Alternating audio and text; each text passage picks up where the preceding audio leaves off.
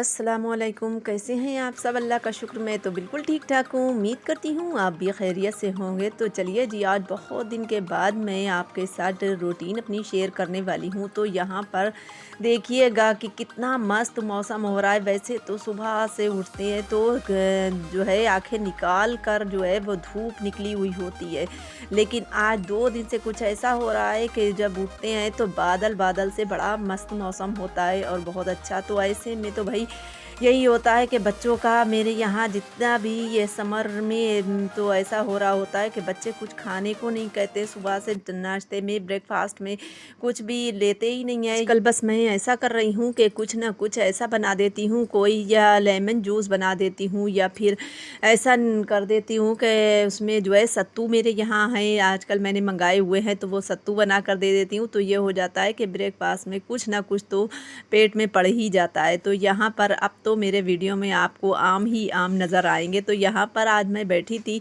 मैंने सोचा थोड़ी सी खटाई जो है वो रमज़ान शरीफ में काम आ जाती है, तो बना लेते हैं।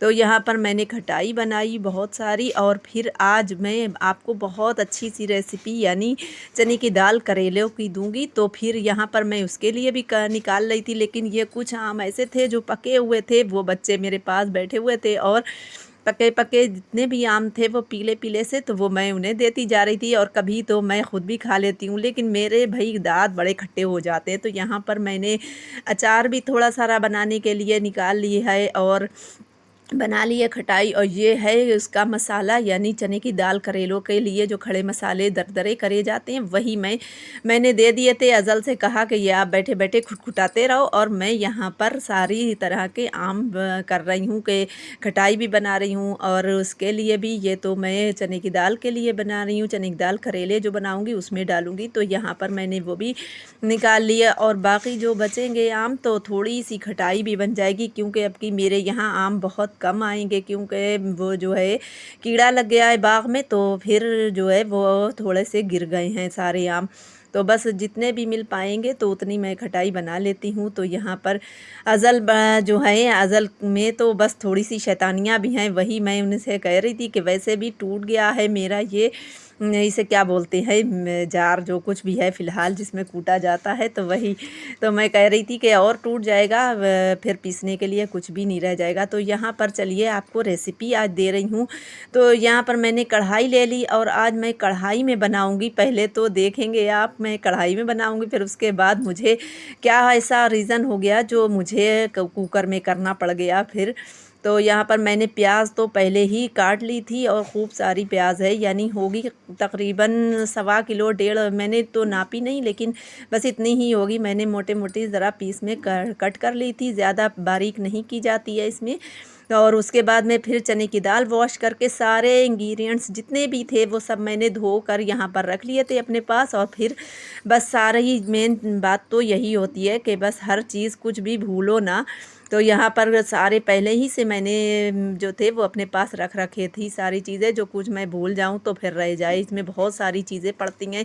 तो यहाँ पर करेले भी मैंने धूप में नमक लगा कर पहले रख दिए थे, और फिर उसके बाद में धोकर इनको, और फिर अब ये करेले भी डाल लिए। अच्छा, करेले मेरे काफ़ी सारे थे तो मैंने आधे इसमें जो थे वो बचा भी लिए थे। और अब ये हैं वही आम जो मैंने कट करे थे अभी आपके सामने, तो ये आम भी इसमें डाल दिए हैं और तेज़पत्ता भी डाल दिया है। कुछ खड़े मसाले थे जो कि आप वो अपनी मर्ज़ी के मुताबिक जो है वो आप डाल सकते हैं। इसमें हल्दी पाउडर भी जाएगा, लाल मिर्च पाउडर भी जाएगा, नमक अपने टेस्ट के मुताबिक, और जो है वो फिर खड़े गरम मसालों में पिसा हुआ जो सौंफ तो बहुत ही ज़्यादा डालना है, और आप डालें तो कलौंजी भी डाल दें इसमें। और गरम मसाले में काली मिर्च, नमक, मिर्च और यही सारी चीज़ें, लौंगे, ये सब दरदरा सा कूट लें, सौंफ भी। तो बस ये सारी चीज़ें मैंने इसमें मसालों में डाल दी, और इसमें तेल तो अच्छा ख़ासा डल जाता है, और तेल मैंने डाला, लेकिन फिर मुझे कुछ कम लग रहा था, क्योंकि इसमें काफ़ी सारा डालना चाहिए तेल, तो उसमें बड़े अच्छे से मज़ेदार से पक जाते हैं।